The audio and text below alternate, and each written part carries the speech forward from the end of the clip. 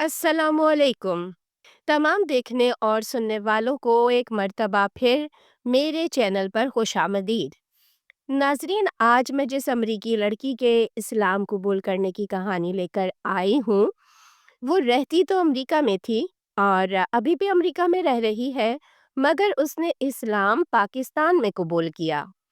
तो आइए उसकी कहानी उसी की ज़ुबानी सुनते हैं कि उसका पाकिस्तान आने का इत्तेफ़ाक कैसे हुआ, क्यों उसने इस्लाम कबूल किया और पाकिस्तान के बारे में उसके क्या जज़्बात हैं।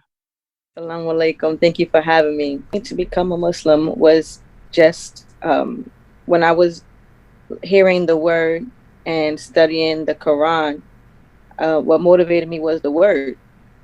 I downloaded the app on my phone and Okay. I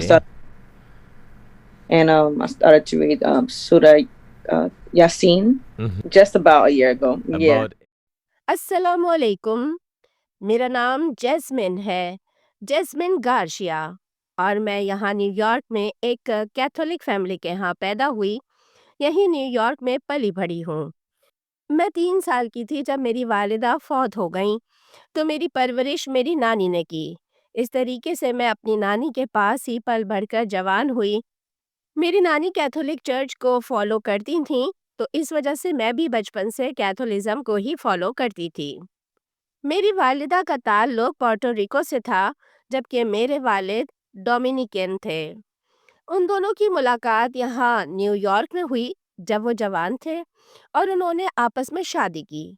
मगर मेरी वालिदा एक रोड एक्सीडेंट में फौत हो गईं जब उनकी उम्र सिर्फ 23 साल थी और मैं उस वक्त सिर्फ 3 साल की थी। मेरी वालिदा की डेथ के बाद मेरे वालिद ने दूसरी शादी कर ली और वो अपनी दूसरी बीवी बच्चों के साथ रहने लगे और मैं अपनी नानी के साथ रहने लगी। मेरे वालिद अब न्यूयॉर्क में नहीं हैं, वो अपनी नई फैमिली के साथ वर्जीनिया में रहते हैं, जबकि मैं शादी के बाद अपने हस्बैंड के साथ फ्लोरिडा में रहती हूँ, मगर ये कि मेरा बचपन, मेरी जवानी सब न्यूयॉर्क में ही गुज़रा है। जब मैं बचपन में अपनी नानी के साथ चर्च जाती थी, तो वहाँ पर मैं देखती थी कि जीसस के मुजस्समे हैं, मरियम अलैहिस्सलाम के मुजस्समे हैं और हम उन मुजस्सिमों के सामने खड़े होकर प्रार्थना करते हैं। तो मुझे वो मुजस्सिमों के सामने प्रार्थना करना और मुजस्सिमों से दुआएँ माँगना, वो सब बिल्कुल अच्छा नहीं लगता था। ये कैसे खुदा हो सकते हैं जो गिर के टूट भी सकते हैं? एक मर्तबा मुझे याद है कि जीसस का मुजस्समा था और मैंने उस मुजस्समे से हाथ मिलाया, तो उसका जो बाजू था वो अलग होके मेरे हाथ में आ गया। मैंने कहा, ओह सॉरी जीसस, आपका बाजू मेरे पास आ गया, और मैंने वो वहाँ वापस लगा दिया। तो मेरे लिए ये बात एक बड़ी मज़ाक़ा खेज़ थी कि हम ऐसे बुतों से दुआएं मांगे जो कि मिट्टी से बने हुए हैं, गिर के टूट सकते हैं। तो इस वजह से मैं रोमन कैथोलिक क्रिश्चियनिटी से बहुत ज़्यादा खुश नहीं थी। मैंने 14 साल की उम्र में कैथोलिज्म को छोड़ के नॉन डिनोमिनेशनल चर्च को फॉलो करना शुरू कर दिया, और ये जो मैंने अपना मसलक बदला था, ये अपने पार्टनर की वजह से बदला था। मेरे पार्टनर ने मुझे बताया कि ये ज़्यादा बेहतर ईसाईयत है, और फिर मैं नॉन डिनोमिनेशनल चर्च को फॉलो करती रही। नॉन डिनोमिनेशनल चर्च इस एतबार से रोमन कैथोलिक से बेहतर है कि ये खालिस यसू की इबादत करते हैं, बुतों की इबादत नहीं करते। इनके चर्च में कोई तस्वीरें नहीं हैं और बुत नहीं हैं। ये कहते हैं कि जीसस से मांगो। इसमें ट्रिनिटी नहीं है, तीन खुदा नहीं है, बस जीसस है और अल्लाह यानी गॉड है। तो यहाँ अकीदा ये था कि आप जीसस से मांगो और जीसस आपकी दुआएं अल्लाह तक पहुँचाएगा। कैथोलिज्म की तरह इस कॉन्सेप्ट के तहत नहीं कि जीसस खुद आपकी दुआएं सुनने और पूरी करने के काबिल है, या जीसस खुद खुदा है। नहीं, इस वजह से कि वो आपकी दुआएं खुदा तक पहुंचाएगा, क्योंकि जीसस सन ऑफ गॉड है। ये कॉन्सेप्ट है उनमें कि जीसस खुदा का बेटा है और प्रॉफिटहुड का कोई कॉन्सेप्ट नहीं है। तो मैं उसी के तहत चलती रही। मगर फिर जब मैंने मज़ीद और ज़्यादा उसके बारे में रिसर्च की, तो मुझे लगा कि नहीं, ये भी ज़्यादा मुनासिब नहीं है, क्योंकि इसमें भी आपका डायरेक्ट गॉड से कोई लिंक नहीं है। میں دراصل ڈائریکٹ گاڈ سے لنک بنانا چاہتی تھی، اور میں گاڈ کی سرچ میں تھی، اللہ کی تلاش میں تھی، میں خدا کی تلاش میں تھی۔ تو اس وجہ سے میں نے جلد ہی نان ڈینومینیشنل چرچ کو بھی فالو کرنا چھوڑ دیا، اور پھر میرے اوپر ایک فیز ایسا گزرا جب میں صرف خدا کی پیروکار تھی اور میں کسی مذہب کو فالو نہیں کرتی تھی۔ اس وقت میں نے اپنی اس سوچ کا خود ہی ایک نام رکھا، میں نے اپنے مذہب کا خود ہی ایک نام رکھ لیا۔ میں نے کہا کہ میں خدا کی پیروکار ہوں۔ کوئی مجھ سے پوچھتا کہ تم کس مذہب کو فالو کرتی ہو، تو میں کہتی کہ میں خدا کی پیروکار ہوں، میں صرف خدا کی عبادت کرنا چاہتی ہوں، خدا کو فالو کرنا چاہتی ہوں۔ تو اس وجہ سے میں نے خود سے بائبل کو پڑھنا اور اسے اپنی عقل سے سمجھنا شروع کیا۔ جب میں نے بائبل کو پڑھنا شروع کیا تو مجھے پتا چلا کہ بائبل کے ڈیفرنٹ ورژنس ہیں۔ وہ کہتے ہیں یہ صحیح نہیں ہے، یہ کہتے ہیں وہ صحیح نہیں ہے، وہ ورژن غلط، یہ ورژن غلط۔ ہر کوئی کہتا ہے کہ ہم سب سے اوتھینٹک ورژن ہیں۔ تو میں نے ایک دفعہ گوگل پہ لکھ کے سرچ کیا کہ گاڈ کا سب سے اوتھینٹک کلام کون سا ہے۔ آپ کو یہ سن کے حیرت ہوگی کہ میں بھی حیران رہ گئی جب میں نے لکھ کے سرچ کیا تو میرے سامنے آیا کہ قرآن جو ہے وہ اللہ کا اوتھینٹک کلام ہے۔ میں تو شاکڈ رہ گئی۔ میں تو بائبل کے بارے میں سرچ کر رہی تھی، میں تو بائبل کے ورژنز کے بارے میں سرچ کر رہی تھی کہ کون سا ورژن زیادہ اوتھینٹک ہے۔ تو یہاں سے مجھے ایک اسلام کے بارے میں کیوریوسٹی پیدا ہوئی۔ ہاں، یہ بات سچ ہے کہ نیو یارک میں رہتے ہوئے آپ یہ نہیں کہہ سکتے کہ آپ مسلمانوں سے یا آپ اسلام سے آگاہ نہیں ہیں۔ نیو یارک کی گلی گلی میں آپ کو مسلمان ملتے ہیں۔ جب آپ نیو یارک میں پل بڑھ کے جوان ہوتے ہیں تو کبھی 6 سال کی بچی اسکارف لیے ہوئے آپ کو نظر آئے گی، بڑے مرد نظر آئیں گے، مسلمان عورتیں نظر آئیں گی۔ تو یہاں مسلمان بہت کثرت سے ہیں۔ آپ یہ نہیں کہہ سکتے کہ میں مسلمانوں سے آگاہ نہیں۔ مگر یہ میرے لیے حیران کن تھا کہ قرآن سب سے اوتھینٹک کتاب ہے۔ اس سے پہلے میرے ساتھ ایک اور واقعہ بھی پیش آیا تھا، وہ بھی بہت حیرت انگیز واقعہ میرے ساتھ ہوا۔ وہ یہ کہ یہاں مین ہٹن میں 125th اسٹریٹ پہ جو لوگ یہاں کے رہائشی ہیں وہ جانتے ہوں گے کہ اگر آپ اس اسٹریٹ پر واک کریں تو وہاں پر اکثر اسلام کی تبلیغ کرنے والے مختلف ٹولیوں کی صورت میں سڑک کنارے کھڑے ہوتے ہیں۔ وہ لوگوں کو اسلام کے بارے میں بتا رہے ہوتے ہیں۔ تو وہاں سے ایک دفعہ میں اپنے پارٹنر کے ساتھ گزر رہی تھی تو وہاں پر ایک مسلمان ایک کرسچن کو بتا رہا تھا کہ حضرت عیسیٰ علیہ السلام کو صلیب پر سزائے موت نہیں دی گئی تھی، وہ زندہ دنیا سے اٹھا لیے گئے تھے اور وہ واپس آئیں گے۔ اور حضرت عیسیٰ کو پیس بی اپون ہم کہہ رہا تھا، یعنی وہ پروفٹ کہہ رہا تھا۔ تو یہ الفاظ میرے کانوں میں پڑے تو میرے لیے انوکھی چیز تھی، ایک بالکل نئی چیز تھی۔ تو میں نے ذرا اس کو حیران ہو کے رک کے سنا اور میں نے اپنے پارٹنر سے کہا کہ سنو، یہ کیا بات کر رہا ہے، یہ کیا کہہ رہا ہے، تو اس کے بارے میں تو یہ ایک بات اسلام کے بارے میں پہلے سے میرے ذہن میں تھی کہ مسلمان جو ہیں وہ حضرت عیسیٰ علیہ السلام پہ ایمان بھی رکھتے ہیں اور حضرت عیسیٰ علیہ السلام کو اللہ کا نبی بھی مانتے ہیں اور ان کے زندہ دنیا سے اٹھائے جانے پر ایمان رکھتے ہیں۔ پھر جب میں نے آن لائن سرچ کیا اور قرآن کا مجھے پتہ چلا کہ یہ سب سے اوتھینٹک کتاب ہے تو میں نے ایک ایپ تھی، موبائل قرآن ایپ تھی، وہ ڈاؤن لوڈ کی جس میں انگلش ٹرانسلیشن کے ساتھ قرآن پاک تھا۔ تو وہاں سے میں نے قرآن پاک کو پڑھنا شروع کیا۔ پھر جب میں نے قرآن کو پڑھنا شروع کیا تو قرآن کا ایک چیپٹر ہے سورہ یاسین۔ اس کو جب میں نے پڑھا تو اس میں جو جنت کا، جہنم کا جس طرح سے ذکر ہے کہ جو لوگ اللہ کی فرما بردار ہیں، اللہ تعالیٰ جنت میں کس طرح سے ان کو نعمتیں دیں گے، اور جو لوگ نافرمان ہیں ان کو کس طرح سے سزا ملے گی۔ ان آیات نے میرے اوپر بہت گہرا اثر ڈالا۔ اور دوسرا، جتنے انبیاء کی کہانیاں قرآن پاک میں بیان کی گئی تھیں، یہ آلموسٹ وہی کہانیاں تھیں جو میں پہلے بائبل میں بھی پڑھ چکی تھی۔ مگر قرآن جس طرح سے انبیاء کا ذکر کر رہا تھا، نوح علیہ السلام کا، موسیٰ علیہ السلام، عیسیٰ علیہ السلام کا، اور ابراہیم علیہ السلام، اور ان سارے انبیاء کی کہانیوں کو جس طرح سے قرآن بیان کر رہا تھا، وہ ایک الگ ہی امپیکٹ رکھتی ہیں۔ اسلام انبیاء کو جو درجہ دیتا ہے وہ ان کو خدا سے نہیں ملا دیتا۔ اسلام انبیاء کا ایک الگ درجہ رکھتا ہے اور ان کو ان کے مقام پر رکھتا ہے۔ اور قرآن جس طرح سے ان چیزوں کو بیان کر رہا تھا، ان چیزوں نے میرے اوپر بہت گہرا امپیکٹ ڈالا، اور یہاں سے میں اسلام سے متاثر ہونا شروع ہوئی۔ پھر اس میں ایک تیسری چیز یہ ہوئی کہ میں اس وقت جس آفس میں جاب کر رہی تھی، وہاں میرے باس ایک پاکستانی مسلمان تھے۔ ان کا نام عابد حسین تھا، اور جس کمپنی میں جاب کر رہی تھی اس کا نام قاضی اینڈ سنس تھا۔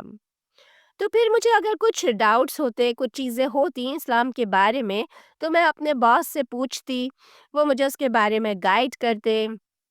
انہوں نے بڑے بھائیوں کی طرح میرا خیال رکھا اور مجھے اسلام کے بارے میں بہت اچھے سے گائیڈ کیا۔ عابد صاحب ایک نہایت اچھے انسان ہیں، تو ان سے میں پوچھتی رہی۔ اور اس طرح میرا جو پارٹنر تھا وہ بھی میرے ساتھ اسی طریقے سے اسلام کو اسٹڈی کر رہا تھا، اور وہ بھی میرے ساتھ ہی پہلے کیتھولک تھا، پھر وہ کیتھولزم چھوڑ کر میرے ساتھ نان ڈینومینیشنل میں آیا، پھر نان ڈینومینیشنل کو چھوڑ کے میں اور میرا پارٹنر، مائیکل نام ہے اس کا، میں اور مائیکل جو ہے، ہم پھر خدا کی عبادت کے تصور کی طرف چلے گئے، اور ہم نے بالکل ہی کرسچینٹی کو فالو کرنا چھوڑ دیا۔ اور اب میں اور مائیکل دونوں اسلام کو اسٹڈی کر رہے تھے۔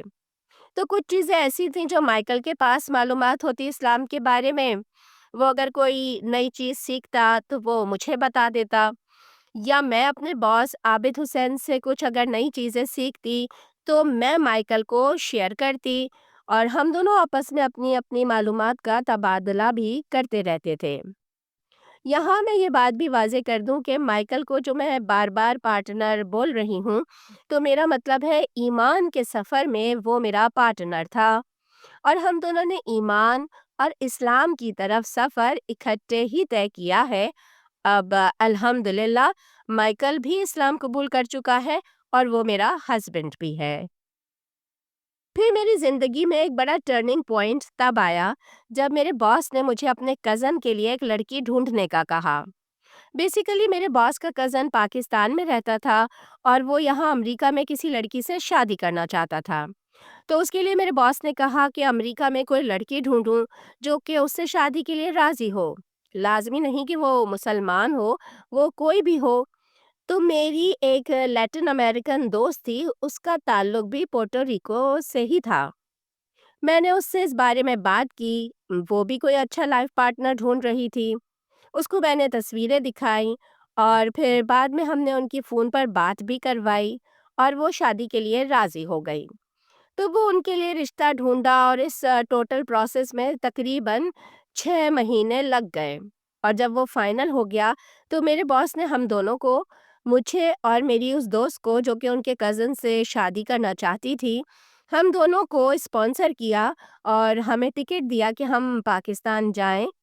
مقصد پاکستان جانے کا یہ تھا کہ ہم وہاں پہ، ایک شادی تھی، ہم اس شادی کی تقریب کو اٹینڈ کر لیں، اور جو میری دوست ہے وہ میرے باس کے کزن سے مل بھی لے گی، تو یہ دونوں ایک دوسرے کو دیکھ لیں گے اور سمجھ لیں گے، تاکہ اگر یہ دونوں شادی کرنا چاہتے ہیں اور راضی ہیں ایک دوسرے کے ساتھ زندگی گزارنے کے لیے، تو اس پروسیس کو مکمل کر لیا جائے۔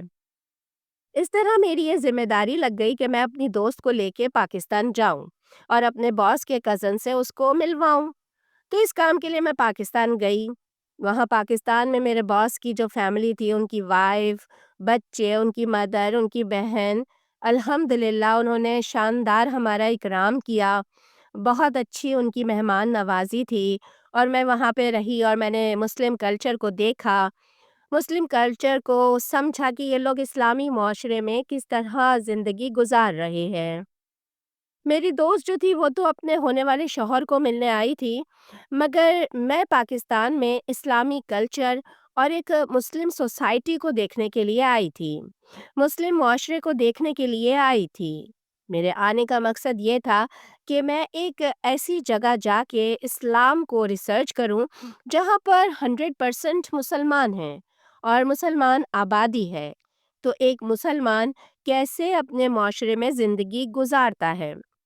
اس سب کے بعد میں اسلام کو قبول کرنے کے لیے تو دل سے راضی ہو گئی تھی کہ میں فائنل اس مقام تک پہنچ چکی تھی جہاں میں دل سے تیار تھی کہ مجھے اسلام قبول کرنا ہے۔ مگر میری خواہش تھی کہ میں اسلام سعودیہ میں جا کر قبول کروں گی۔ سب سے پہلے میں نے جب اسلام قبول کرنے کا فیصلہ کیا تو میں نے اپنے پارٹنر مائیکل کو بتایا کہ میں اسلام قبول کرنے کے لیے ایگری ہوں اور میں یہاں اسلام قبول کرنا چاہتی ہوں۔ تو مائیکل نے کہا کہ میں نے بھی تقریباً جتنی اسلام پر ریسرچ کی ہے، میں بھی اسی نتیجے پہ پہنچا ہوں کہ اسلام قبول کر لینا چاہیے اور میں بھی اسلام قبول کرنا چاہتا ہوں۔ مگر مائیکل اس وقت یو ایس اے میں تھا اور میں پاکستان میں تھی۔ پھر میں نے اپنے باس سے بات کی تو باس نے کہا کہ تم اگر یہاں پاکستان میں ہو تو میں تمہارے لیے یہاں ارینج کروا دیتا ہوں، تم یہاں کلمہ شہادت پڑھ لو۔ مگر میں نے انہیں بتایا کہ نہیں، میں یہاں کلمہ شہادت نہیں پڑھنا چاہتی، میں سعودیہ میں کلمہ شہادت پڑھنا چاہتی ہوں۔ تو انہوں نے مجھے کہا کہ تم سعودیہ میں پڑھنا چاہتی ہو تو ایسا ہے کہ یہ جو اسلام آباد میں شاہ فیصل ماسک ہے، یہ سعودی کنگ شاہ فیصل نے بنوائی تھی۔ اب یہ تمہاری مرضی ہے کہ سعودی بادشاہ کی بنوائی گئی مسجد میں سعودیہ میں جا کے کلمہ شہادت پڑھو یا سعودی بادشاہ کی بنوائی گئی پاکستان کی مسجد میں جا کے کلمہ شہادت پڑھ لو۔ تو میں ان کی اس لاجک پہ راضی ہو گئی کہ میں شاہ فیصل ماسک اسلام آباد جاؤں گی اور وہاں جا کے کلمہ شہادت پڑھوں گی۔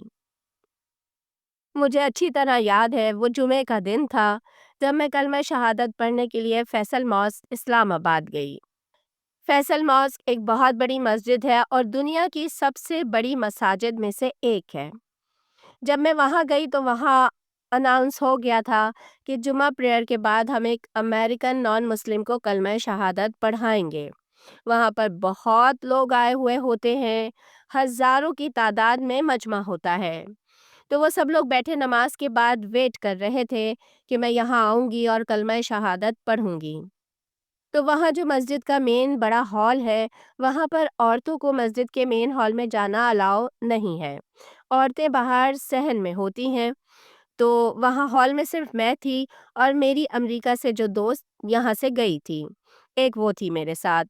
ہم دو ہی عورتیں تھیں صرف وہاں ہال میں، اور باقی سب مرد ہی مرد تھے اور پورا ہال کمرہ مردوں سے بھرا ہوا تھا۔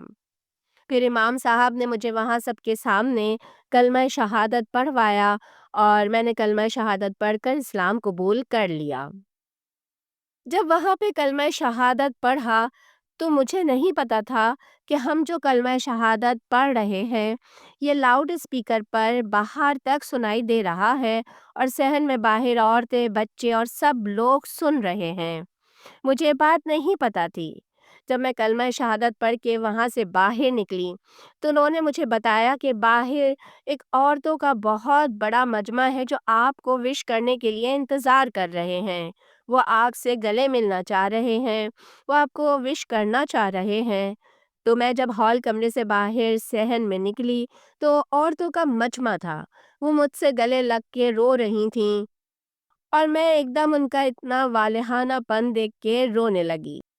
مطلب کہ دکھ سے نہیں بلکہ فرتے جذبات سے میں رونے لگی، میں خوشی سے رونے لگی اور میں ان کے گلے لگ کے رو رہی تھی اور وہ میرے ساتھ سیلفیز لے رہی تھیں، وہ میرے گلے لگ کے رو رہی تھیں۔ بہت اچھا انہوں نے مجھے وہاں پر اسلام میں ویلکم کیا۔ پھر وہاں مسجد میں ایک ڈاکٹر صاحب ہمیں ملے، وہ کوئی بہت ہائی پروفائل ڈاکٹر صاحب تھے، بہت وی وی آئی پیز تک ان کی اپروچ تھی۔ وہ کوئی چیریٹی کا کام کر رہے تھے، جو لوگ غریب ہوتے ہیں، جو علاج نہیں کروا سکتے، جن کے پاس میڈیکل انشورنس نہیں ہے یا ایسی کوئی فیسلٹی نہیں ہے جیسے وہ اپنا علاج کروا سکیں، تو وہ ان کا فری علاج کرتے تھے۔ اس کے لیے انہوں نے چیریٹی ہاسپٹل بنایا ہوا تھا۔ ان ڈاکٹر صاحب نے مجھے انوائٹ کیا، وہ مجھے ڈنر کے لیے لے کر گئے اور انہوں نے مجھے بہت ساری ایک ڈھیر کتابوں کا اسلامک کتابیں مجھے دیں، اسلام کو سمجھنے کے لیے اور اس کو اسٹڈی کرنے کے لیے۔ پھر اس کے بعد ایک اور صاحب تھے، انہوں نے ہمیں انوائٹ کیا اور انہوں نے کہا کہ میں آپ کو پریزیڈنٹ آف پاکستان کا جو گولف کورس ہے وہاں لے کے جاؤں گا۔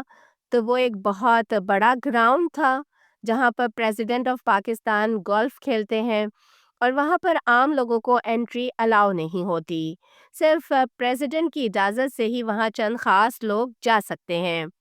تو انہوں نے ہمارے لیے اسپیشل پرمیشن لی اور ہمیں وہ گولف کورس دکھانے لے کے گئے۔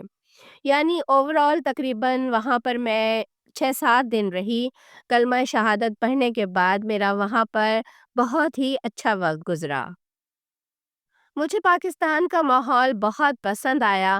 جب 8 دن بعد میں واپس امریکہ آ رہی تھی تو میرا حال یہ تھا کہ میرا دل نہیں کر رہا تھا امریکہ آنے کا۔ میں چاہتی تھی کہ میں ہمیشہ ہمیشہ کے لیے پاکستان رہ جاؤں۔ میں پاکستان کیوں رہنا چاہتی تھی؟ میں پاکستان 2 چیزوں کی وجہ سے رہنا چاہتی تھی۔ نمبر 1، وہاں پر جو مسلم معاشرہ ہے، وہاں پر آپ کو اسلام پر عمل درآمد کرنے کے لیے ان فیلنگز سے نہیں گزرنا پڑتا جو یہاں نیو یارک میں نان مسلم معاشرے میں امریکہ میں گزرنا پڑتا ہے۔ یہاں آپ ٹوٹلی نان مسلم لوگوں میں گھرے ہوئے ہیں۔ وہاں سب آپ کے اپنے ہیں، سب آپ کے اپنے، آپ مسلمان ہیں، وہ سب مسلمان ہیں، ہم سب ایک ہی ہیں۔ دوسرے، یہاں پر حلال فوڈ اتنا ایزیلی اویلیبل نہیں ہے امریکہ میں۔ پاکستان میں آپ کسی بھی ریسٹورنٹ میں جائیں، کہیں بھی آرڈر کریں، آپ کو حلال کھانا ملے گا۔ یہاں امریکہ میں حلال فوڈ کے بہت زیادہ مسائل ہیں۔ پھر تیسری چیز یہ کہ آپ کو 5 وقت جو اذان کی آواز سنائی دیتی ہے نمازوں کے لیے، تو مجھے سب سے بیوٹیفل فجر کی اذان لگتی تھی۔ ایک بالکل سناٹے کا وقت ہوتا ہے، ایسا وقت ہوتا ہے جب ٹوٹلی سناٹا ہوتا ہے اور اذان گونجتی ہے۔ دن کی اذانوں میں تو ٹریفک کا شور اور بہت ساری آوازیں اور بھی ہوتی ہیں اذان کے دوران، مگر صبح فجر کی اذان میں وہ جو پیسفل ماحول میں آپ کو سنائی دیتی ہے، مجھے وہ بہت پسند تھا۔ یہ چیزیں مجھے وہاں بہت پسند آئیں۔ اوور آل اگر بات کریں تو مجھے وہاں پر مسلم معاشرے میں زندگی گزارنے کا جو ایک ایکسپیرینس تھا، در حقیقت مجھے وہ بہت پسند آیا۔ اس وجہ سے میں وہاں سے واپس آنا ہی نہیں چاہتی تھی، مگر یہ کہ 8 دن بعد مجھے واپس آنا تھا اور میں یہاں واپس آ گئی۔ میں جب امریکہ سے گئی تھی تو میں نان مسلم تھی، مگر جب میں واپس آئی تو میں مسلمان تھی، الحمدللہ۔ یہاں امریکہ واپس آ کر سب سے پہلے تو میں نے اپنے فادر کو بتایا کہ میں نے اسلام قبول کر لیا ہے۔ میرے فادر نے کہا اوکے ٹھیک ہے، تم نے اگر اسلام قبول کر لیا ہے تو اوکے ہے۔ انہوں نے کوئی منفی ری ایکشن نہیں دیا۔ ہاں، اسلام کے بارے میں کچھ چیزوں کا انہیں پتہ ہی نہیں تھا۔ مثلاً کبھی وہ مجھے ڈنر کے لیے لے کے جاتے تھے تو سور کا گوشت مسلمان نہیں کھاتے، انہیں نہیں پتہ تھا۔ شروع میں ایسی ڈش آرڈر کر دیتے تھے۔ اس کے علاوہ شراب بہت زیادہ پیتے ہیں میرے والد صاحب، تو کبھی کبھار ایک آدھا چھوٹا سا پیگ لے لو، کیا تم تھوڑی سی بھی نہیں پیو گی؟ میں انہیں بتاتی کہ نہیں، میں بالکل نہیں پیتی۔ تو ایسی کچھ چیزیں تھیں۔ باقی اوور آل میرے اسلام قبول کرنے سے وہ خوش تھے، انہیں کوئی مسئلہ نہیں تھا۔ میری نانی کو تھوڑا پہلے تو شوق لگا جب انہیں پتہ چلا کہ میرے اسلام قبول کرنے کا، مگر جب میں نے ان کو تھوڑی ڈیٹیل سمجھائیں تو انہوں نے کہا کہ ٹھیک ہے، کم سے کم میں اس بات پر خوش ہوں کہ تم اسی خدا کی عبادت کر رہی ہو۔ تم جب عیسائی تھی تو جس خدا کی عبادت کرتی تھی، اب تم اسلام قبول کرنے کے بعد بھی اسی خدا کی عبادت کر رہی ہو، تو چلو یہ کم سے کم اچھا ہے کہ ہمارا خدا تو وہ ایک ہی ہے۔ تو نانی نے بھی اس کو اوکے کر لیا۔ باقی رہ گئی بات مائیکل کی، تو اس نے خود اسلام قبول کر لیا اور ہم دونوں میاں بیوی اس پر خوش ہیں کہ ہمارا روحانیت کا سفر ساتھ ساتھ ہی طے ہوا ہے۔ فائنلی اگر میں اپنی ساری کہانی کا خلاصہ کروں اور میں کہوں کہ میں نے اسلام کیوں قبول کیا، تو میں نے اسلام اس لیے قبول کیا کیونکہ میں مر کے جہنم میں نہیں جانا چاہتی، میں جنت میں جانا چاہتی ہوں۔ میں نے وہ جو قرآن میں پڑھا تھا کہ جنت میں 3 نہریں ہیں، ایک شہد کی نہر ہے، ایک دودھ کی نہر ہے اور ایک شراب کی نہر ہے۔ جو جنت کے مزے ہیں، جو جنت کے نظارے ہیں، میں وہ جنت حاصل کرنا چاہتی ہوں، جہنم میں نہیں جانا چاہتی، جہنم کی جو تکلیفیں ہیں میں وہ برداشت نہیں کرنا چاہتی۔ بلا شبہ ناظرین، مرنے کے بعد والی حقیقی زندگی میں جہنم سے نجات اور جنت کا حصول ہی وہ مقصد ہے جس کے لیے ہمیں دنیا کی زندگی دی گئی ہے، تاکہ مرنے کے بعد والی زندگی کو اچھا بنا لیں۔ اللہ تعالی ہم سب کو عمل کرنے کی توفیق عطا فرمائے۔ اللہ نگہبان۔